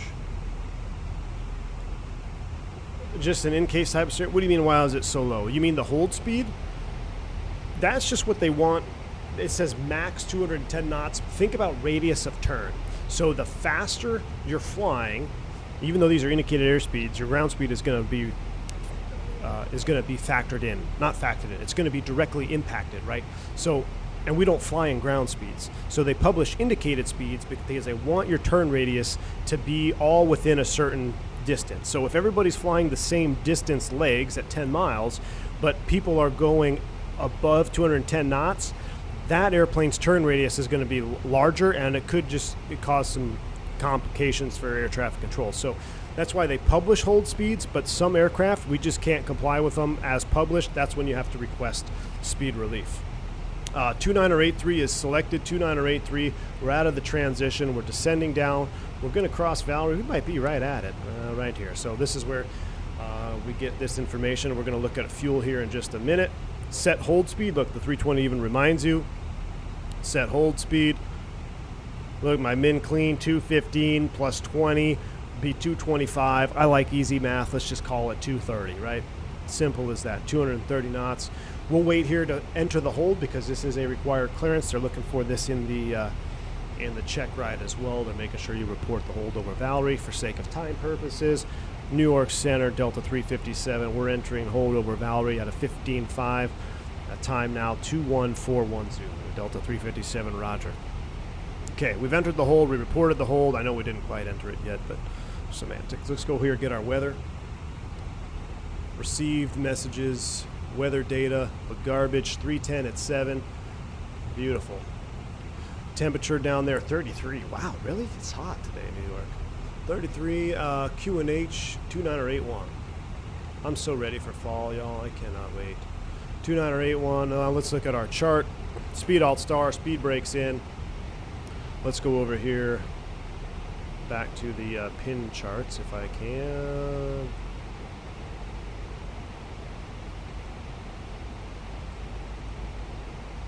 ILS runway 4. Now we already did the spoiler alert, hand flowing inbound. We have to do that. Minimum descent altitude, or the DA, is 283. We'll throw 283 here on the glass. We'll put up our LS push buttons. Manual braking. Now let's see. Let's run a landing distance assessment here real quick. Let's just see if we can throw any MELs in here. How often do you hit to hold in real life? Tyson, in the summertime in Florida, your chances are very good. I would take those odds. Wintertime, Northeast, your odds are very good. New York, Newark. So New York, that includes Kennedy, LaGuardia, Newark, really. Those three airports. DC, wintertime. Chicago, wintertime. Odds are good that you're going to hold. Right now, as we enter the fall swing, kind of where the extremes of the weather are kind of slowing down, both on the convective side in Florida, and we don't have any severe snowstorms. Holding now is a little bit less common, but any given flight you can hold, man. Any given flight. LaGuardia, runway 4. We're going to do condition dry, apply the METAR. Current landing weight, 143.2, just under max, so let's just call it 143,000. We're going to burn 200 pounds. But we're going to do max manual braking with max reverse. We'll actually do idle, no reverse. That's normal. Manual landing, flap full, auto thrust on. And do we have braking? Auto brake fault. That's in there. But we do have anti-skid. That's still normal. We don't have a main wheel brake fault. That's not in here. But we've got our braking landing distance applied, 4,200. Now you can see here, just as an idea, wow, this is good. This is next level Fenix programming. Max manual applied due to failure calculation. It won't even let me change it because the MEL states that you got to be in manual brakes for landing, just like our real world performance data. So when I showed you that MEL and it said using your aero data or your FlySmart performance calculations, make sure the MEL is selected. We did that here on the Fenix app, and it also works correctly. So that's some next level programming. Good to see it there from from Fenix. I start talking when we start getting hardcore into the tech, I just automatically revert back to Tolis. But by Fenix, some hardcore programming there. Good deal. We're well within limits. Looks like we got a 7-knot crosswind, hand flow and ILS inside the final approach fix. You have any questions? No questions. Let's talk about fuel now, shall we? So, someone was asking about fuel and had a little teaching moment with the first officer during the sim as well. So here we go. Looking at our fuel. Right now we got way more fuel than we had in my sim prep. In my sim, we had about 10 minutes of extra time, and if we go to the hold here, hold on, let me go hold on, nope,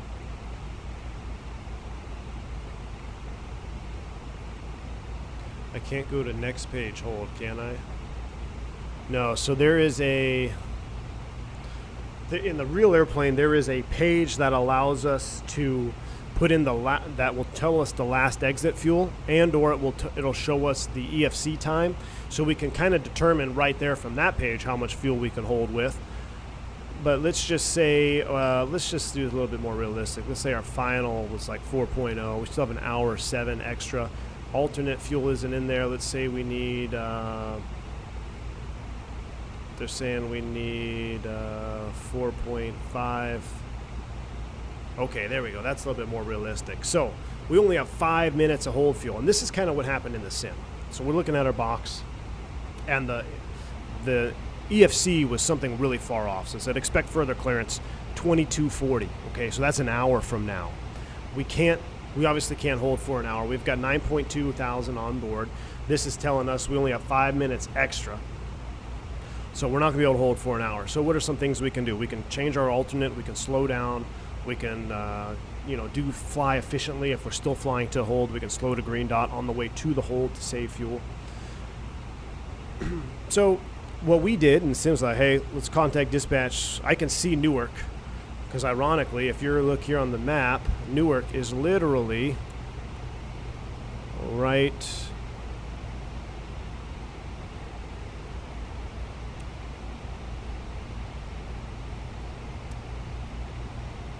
here. Is it blocked? I can't say it. There it is. Yeah, there it was. Newark is like right there. We're basically on a straight in for Newark right here. If you look out the window, like, there's the Hudson, right? or eventually the Hudson. So you can literally fly straight into Newark, and it'll give you more fuel. So let's change our alternate to Newark. We have to get a dispatch procedure from that. We'll go, our new destination is Newark. Our new min fuel to Newark is 2.5. Oh, look, we just bought ourselves 30 minutes of gas in the hold. Cool. We continue to hold as published. All right, Delta 357, we got it all sorted out now. There was a disabled Delta on the runway. They ran off the end of the runway. You can go ahead and proceed direct to the HARP intersection, descend and maintain 1010,000. Send to 10,000, proceed direct to HARP for Delta 357. Direct to HARP, there we go, down to 10,000 feet. We're looking good. So the fuel page, getting back to this, why we turn direct to HARP, all this is a calculator, all right? So alternate plus final equals min. 4.0, 2.5, 6.5. Whatever I have over here, this is my play around gas, right? So let's say, your final is 4.0 and it's a single runway and the weather is really low. I might bump it up a little bit, be like, well, I'm not comfortable landing 4.0 single runway ops. I'm going to give myself a little buffer. Let's go like 4.5. Okay, so now I've got min destination of 7 with 23 minutes extra. So I'm eating away my extra, and I'm still being safe at with my min destination fuel. Now, the opposite can be true, too. Like, let's say, for some reason, SimBrief gave you a crazy alternate fuel burn of 4.0 or something like that, depending on what your situation is. You're like, man, I only have 2 minutes extra gas. Or even worse, I wonder if it'll do it. We go to 4.5, now we're negative. And you'd actually get a message on your flight plan on the real airplane saying EFB below min. And you'd be like, uh-oh, I've got no extra gas. But look at your numbers. Be like, okay, what can I do to change this? Well, I don't need 4.5 thousand pounds of fuel to go to Newark if it's right next to LaGuardia. Let me knock that back down to like 2,000 pounds. All right, now you just bought yourself 30 minutes. All this page is a calculator. And if you ever want to get back to your min default values, you just hit the clear button. For some reason, we don't have any fuel values for the alternate, but we'll put those in there, 2.0. There you go. So that's just a little, all this is a calculator. Alternate plus final equals min, and then your extra is your play around gas. Just 10.7 for 10,000 feet. We're 230 knots, direct to the HARP intersection. We are looking good, and right on cue, Zippy Zapple coming in with 5 gifted memberships. Zippy Zapple, thank you, very kind of you. If y'all picked up a membership from Zippy Zapple, dub, left final 28 right, Francis R, Jet Kid, and 5 Mike Alpha, make sure you say thank you. Very kind of you, Zippy. Thanks for the support, my friend. Appreciate you. Wouldn't the release have the official fuel? Yes, Sam, it will. That now we don't have it on our flight plan, but that's what I'm saying. Let's say SimBrief gave you, because doesn't SimBrief sometimes give you crazy alternates? So if you're looking at your gas, like, man, we don't have a lot of gas to get to our destination. There's VATSIM, there's an XP72 flying into LAX. So you're going to be holding, right? And you don't have enough fuel because SimBrief gave you an alternate of your departure airport, so it wants you to fly all the way back. No, go in there and modify that. Change your alternate. That's going to give you some extra gas inside the box as long as you're comfortable with it. Now, you got to be careful when you're trying to make the numbers be less conservative. I always try to err on the more conservative side. So if I look at my flight plan and my release says, hey, my min fuel on this dispatch from Wrong Side Sim says you're landing with your min fuel is 3.7. Well, I ask the FO, I always ask, got any kids? Yeah, I got 2 kids. I'm like, well, I got 3, so that's 5. I'm going to add 500 pounds to that. So now my 3.7 just became 4.2 on the fuel predict page. I just gave myself a little bit of a buffer there. And if I eat away that extra time, that's okay, because once I get airborne, I know, hey, I've already put in some FUD factor there. And I'd much rather err on the side of being conservative with my fuel than being non-conservative and letting myself think I have more fuel than I have. But sometimes you have to do that. Another real-world explanation, I was flying into Miami just this summer. We're flying into Miami. We had an alternate of Tampa. Now, Miami to Tampa is a lot more fuel than Fort Myers, especially because we were holding directly over the top of Fort Myers. So we're sitting there, and I was actually talking to dispatch. They gave us a long hold. They were turning the runways around in Miami. There was a big thunderstorm we're holding, and I'm talking to the dispatcher. I'm like, hey, we're getting close to our bingo fuel because of our planned alternate of Tampa. I can see Fort Myers directly below me. What if we change it to Fort Myers? That's going to buy me, 700-800 pounds, which may not seem like a lot, but 700-800 pounds, if that buys you 5 minutes in the hold, maybe air traffic control starts clearing people in those 5 minutes, and now you can go to your destination as planned instead of setting up all the other issues when you have a diversion going on. So that's a real world application of trying to make your fuel more conservative. You just got to be careful when you do that. Better to have it and not need than to. Exactly, AJ. And just for all you out there that are in flight training right now, and sometimes you get bummed when your flight cancels, right? Your training flight gets canceled. Well, trust me when I say this, I would much rather be on the ground wishing I was flying than being in the air wishing I was on the ground. So you can apply that to all aspects of life, but flying in particular. All right, I'm going to put my constraint mode back on. Let's go back to our charts. We've already ran all of our performance. We've already done all that good stuff. Let's go ahead and descend and maintain 3,000 feet of, I'll tell you what, let's make it 5,000. Descend and maintain 5,000. Thrust idle open descent, we're out of 10. Wing lights, we don't have any ATC online, so we'll go ahead and do this. We'll do this. These are just grounds that are on. We'll come down here. We're selected speed. We'll activate and confirm the approach phase. VAP is 139. Config full for sure. 238 on the mins, or 283. I got like I'm saying that. I've been a little bit dyslexic on my reading today. 283 on the mins. 9.5 for 5,000. Coming down the river. I don't think the sim looks that bad. So what I did is I knocked down my my trees. I knocked down that setting, and I knocked down the grass and bushes Captain, been missing the streams, as happy well. To be back and learn new stuff every time you stream. BTW, how's been the training? Ali Sammy, good to see you. Thanks for the 140 donation there. Bank angle check right back at you, Ali. Glad to be back indeed. And training's been good, man. Training went well. I'm fully back in the saddle, and I've already done a couple trips. I do have this weekend, the rest of this week off though, so we're going to be back streaming here this week. Tomorrow, fingers crossed, depending how the fishing is in the morning, I'm planning on streaming the Fokker back in Australia, because the Fokker F-28, one of the best add-ons we have in Flight Sim, just got better with a massive update the other day. So we're going to be taking a look at the update changes for the F-28, and I have all the Fokker throttle quadrant stuff on my Bravo, which is going to be really cool. I haven't got to do a single flight with all my Fokker throttles that I bought from Etsy, or from whatever that thing, yeah, from Etsy. I can't remember who did it. ProDesk Sim. Uh-oh, there's LaGuardia loading in. So that'll be fun to fly that. I missed that Fokker. When I took I loaded in it today to take that thumbnail screenshot, and man, that sound set on the F-28, nothing beats it, man. Nothing beats the F-28 sound set in Microsoft. So good. I don't know why we've just developed an interesting micro. Oh, you know what it is? It might be this. Aviator Nick, good to see you. Thanks for the $5 gifted memberships, Aviator Nick. Appreciate the support. Hope all is well. If y'all picked up a membership from Aviator Nick, make sure you say thank you. Too kind. Appreciate you, Aviator Nick. And thanks for supporting the channel. ProDesk Sim, that's who it is, Tony Johns. Yep. So I got the ProDesk Sim Fokker throttle quadrant. I'm excited to put it to the test. Flair says, I've been gifted a membership on my first minute being in a V1 sim stream. Awesome, Flair. Well, welcome to Team Green.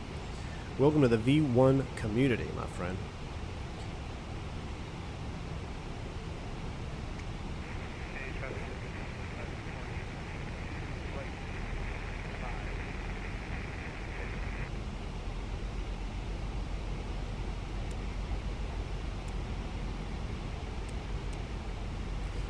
Delta 357, fly heading 240. Actually, let's make it a view of the Hudson. Delta 357, fly heading for cinematic purposes, fly heading 250.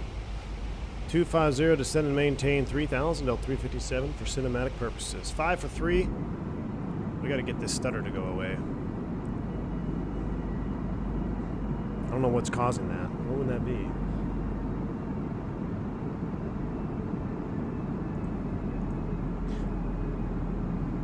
Bombtech, welcome, man.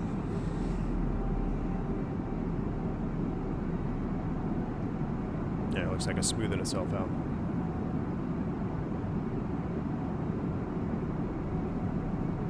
Could you ever stream a real life flight? You mean like some live stream? No, it doesn't work that way. That would be interesting though. I don't know how, like mobile Starlink, how cool would that be? Take a mobile Starlink with you, keep it in the airplane. That would not go over well.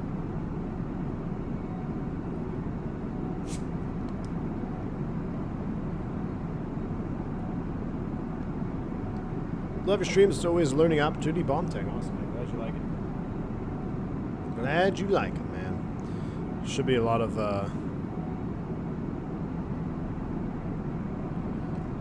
fun stuff coming up here as we go back to the Australia-New Zealand tour. It's funny how different the 320 CEO and 7.3 sound, even though they both have CFMs. Yeah, the whine in idle. Yeah, it's definitely, man. That high pitched. Love it. I was gonna go down the left side of the. What river is that? Oh, it's just loading in the whole.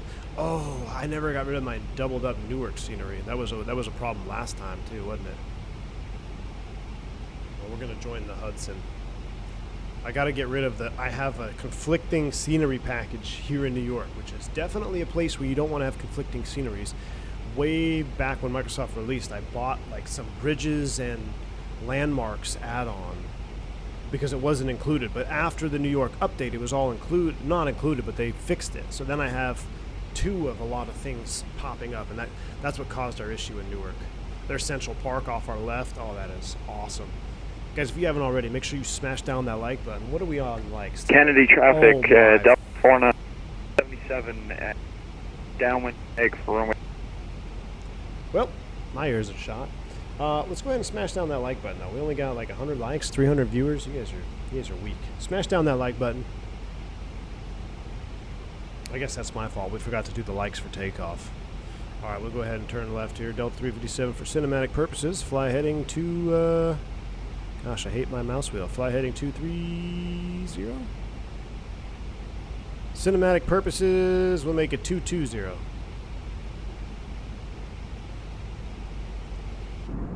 Enjoy the there's the shot. Screenshot.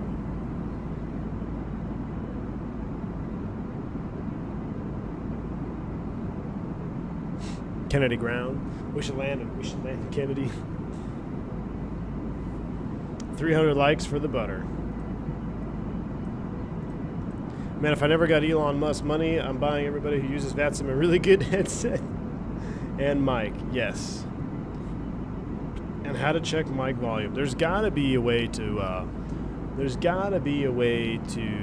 filter that somehow. Has to be. It's gotta be. Ears and op, does that affect the landing distance? It can, for sure. There she goes.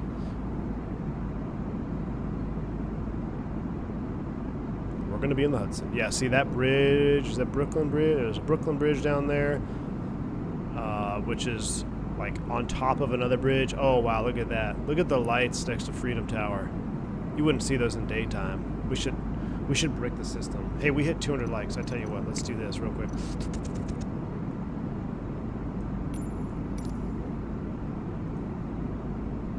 Oh, man. Kennedy traffic, Delta 4977, turning far. We'll go ahead and mute him. That's pretty cool. Alright, Delta. So here we go. Let's go ahead and slow it up to 180.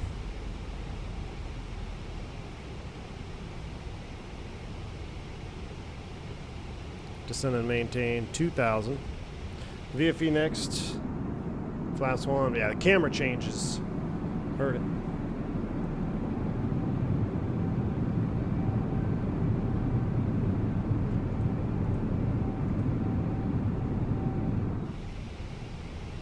Delta 357, turn left, fly heading 140. All right, with flaps 1, it's going to populate the status page, which it did. Brake and op, Gen 1, clear status, clear status. VFE next. Man, where is my mini FCU at, right? We need that mini FCU. Flying with the mouse here. Scroll it around, hit the mouse button, change the view. VFE next minus 10, flaps 2. Delta 357, continue, left turn, fly heading 1. Let's make it 090, maintain 2000 till established, cleared ILS, runway 4 approach. 090, till established, cleared ILS, runway 4 approach, Delta 357. Lights are on, seatbelts are on, missed that. Glide slope blue, lope blue, cat 3 dual, autopilot 1+2, speed out star. Remember, we have to hand fly at inbound from the final approach fix because you cannot couple them up. We'll make sure not to do that. There's Lady Liberty off the left. Lady Liberty off the left. Beautiful. Oh yeah, replay. We should get a replay on there. I really need to check before the next stream for sure. I have to remember clear out that conflicting bridge. Cat 3 single per MEL, correct. Now, what's interesting is the real world simulator that I trained on actually populated Cat 3 dual, and we both looked at each other like, well, we know we're Cat 3 single, we know our limitations, yada yada, but and even the check air was like, yeah, I don't know why that is. And he said it was a sim limitation for the simulator that we were in. He said without having to fail something else, I can't just simulate that brake is deactivated. So, be that as it may, it's exactly the same that we had in the sim. We know we're Cat 3 single. If we were flying in IMC, we'd have to definitely take that into account. But Loke is captured, glide slope is blue, we're 2,000 feet, we're 180 K knots, and we're going to go recording on. There comes the glide slope. Get ready to manage it up.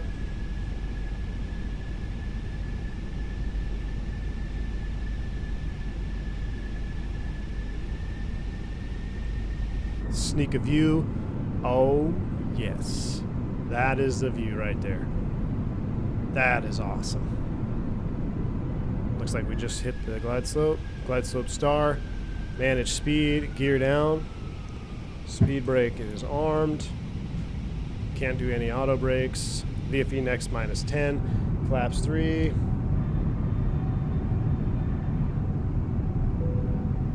Flaps full. Oh, that is awesome. Flap wiggling out there. All right, here comes the final approach fix. We got a hand fly out inside of that. Autopilot's coming off. Cat 1. We'll leave the auto thrust on. Turn down my PFD a little bit. Looking good.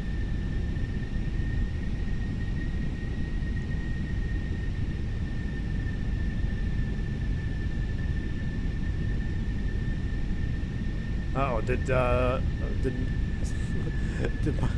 Miss V1 join? Oh, see, she's got internet back. We got our Starlink working, so she can join the streams. Yeah, Wingnut, I can tell you it will be modeled, my friend. It will be modeled. It's gonna look way, well, I say way better, but yeah, it's gonna look better for sure.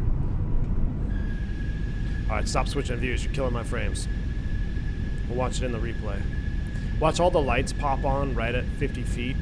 Just freeze.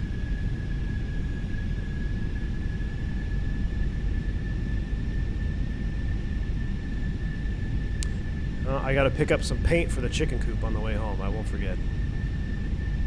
Text me what colors we need, Lo. 2 whites, 2 reds, stable, 500 feet, clear to land, down to land, no auto brakes.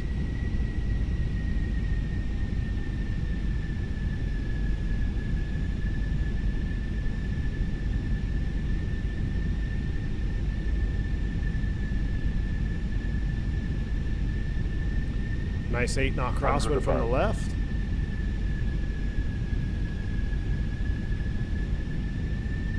Minimum.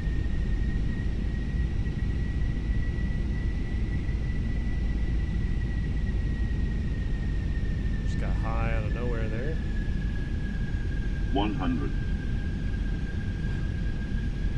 50, 40, 30, 20, retard. 5.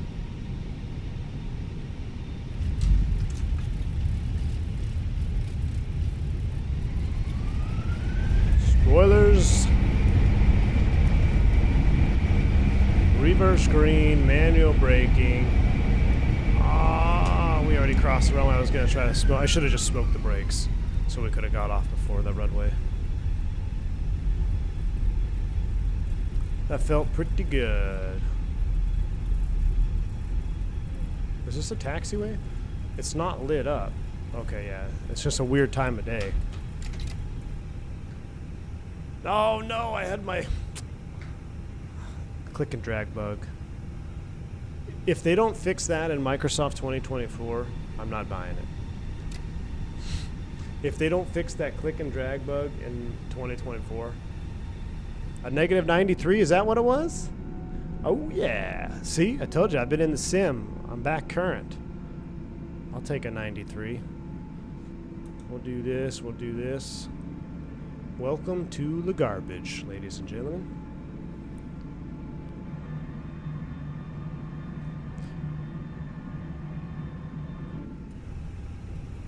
Was there a float plane right there? Butter, Look at that. Butter, butter, butter, butter, butter. Ali Sammy, thank you, my friend. That was definitely a butter. I will take it. Felt good. I love the way the Fenix lands now. I really do. And that one was weird. So I don't know why it was thrusting up. Did you guys catch that? It was thrusting up at like 100 feet. And we started getting high. And I was like, you know what? I'm not going to chase it because I started to get a little bit flat pitched. So I'm just going to accept it being a little bit high here. We'll still get her down in the touchdown zone. But if we wouldn't have got high there, I wonder if that's some ground speed mini taken into account. I don't know. I have to watch that on replay. But overall, pretty happy with the approach. A little high over the numbers, but we're still legal. Captain is back with a butter. That's what a week in the sim box will do to you. We're clear left, clear to cross, I hope.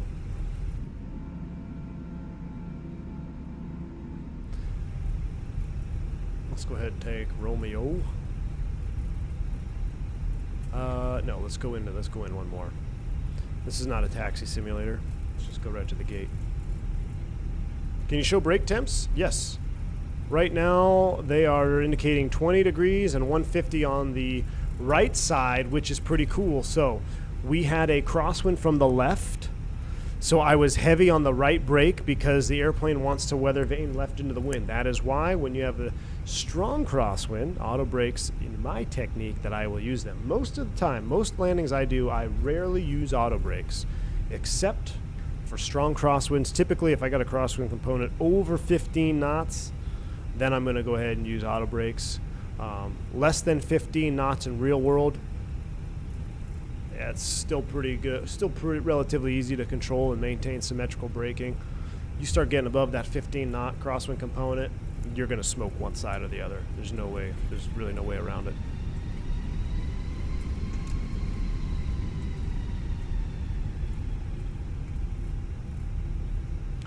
Robinson J. Santana says, with the $10 super chat. Thank you, appreciate you.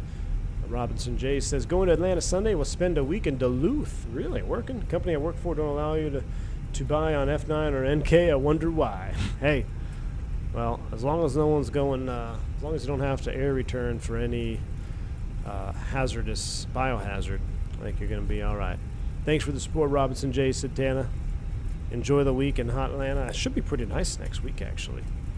So Sunday, I'll be on my couch, smoking a pork shoulder, watching American football. Cannot wait. If you haven't already liked the video, and you don't like me, and you don't like Flight Sim, but you like American football, just hit the like button now, because at least we have something we can agree on. If you're here just to troll, hit that like button for American football. I can't wait. It's going to be so much fun. I'm going to do, so we're doing a test test cookout tomorrow, so I get the timing right. This whole East Coast thing where your games start at 8 o'clock, it's so late. I'm not used to that. I know Delta Park's on the other side, but we're going to just go ahead and dip in right here because I got to go pick up some paint. So we're going to minimize our taxi time, and we're going to park over here. I think this is Southwest. Ready to watch the Jets lose? No, Andre Henry, we are all, I'm going all in, man. Bought new jerseys. Hell, I even got my little girl a New York Jets outfit. I brought out my Cowboys helmet, but that's it. Until I see them Sunday night, I ain't doing any other Cowboys hype. Done. No further. Let's get a perfect ERP. ERP! Ooh, that is about as good as they come right there with the ERP. Look at that ERP. Let's take a minute to appreciate.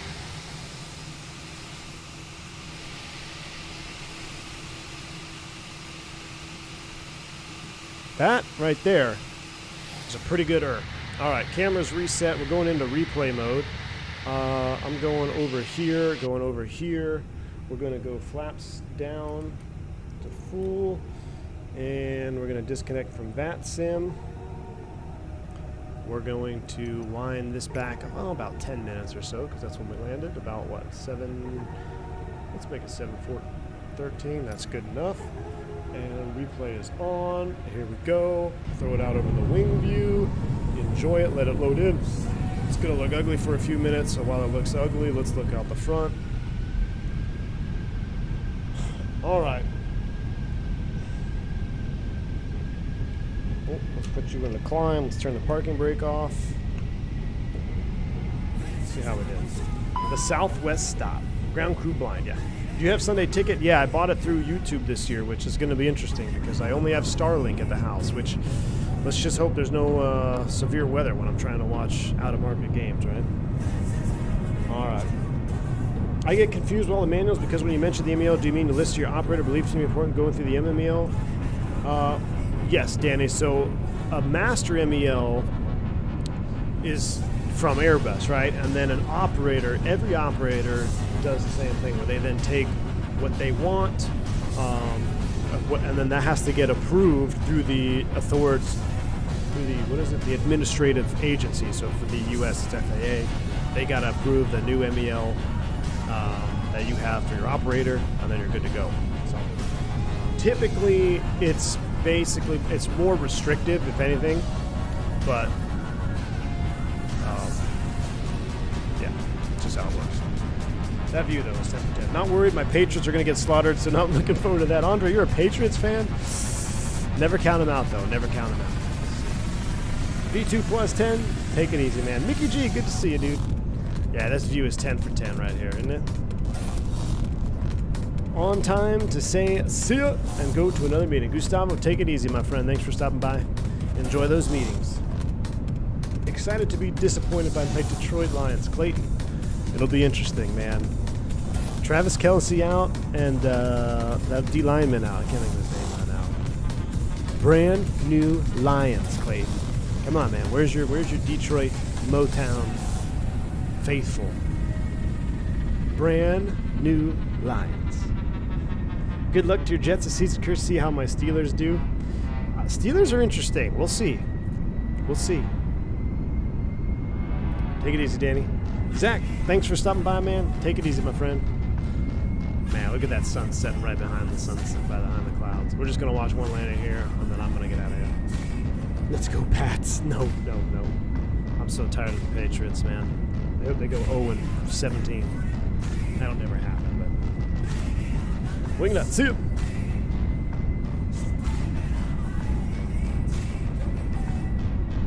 All right, here we go.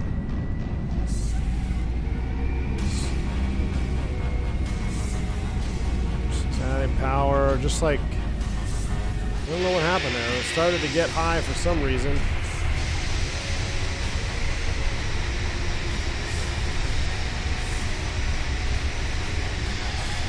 Bring it out. Kiss. Got to hold the nose, fly the nose down. Beautiful. When I applied the brakes, you see that? So when you apply brakes, that nose is going to come down more rapidly than if you are on low brakes. So low brakes, the nose comes down less. If you do medium brakes, it really comes down. So there you go. I didn't have any brake pressure. Then I applied some brake pressure right there, and it started to come down. Love it, love it, love it. All right, y'all. That's it. I'm going to hop out of here. I'll give you one more. Wow, look at that. Look at that. I'll let y'all watch this one. Until the next one, hopefully tomorrow, Fokker F-28. Should be a good time. Stay safe. Stay healthy. Until the next one, I'm D1. See you.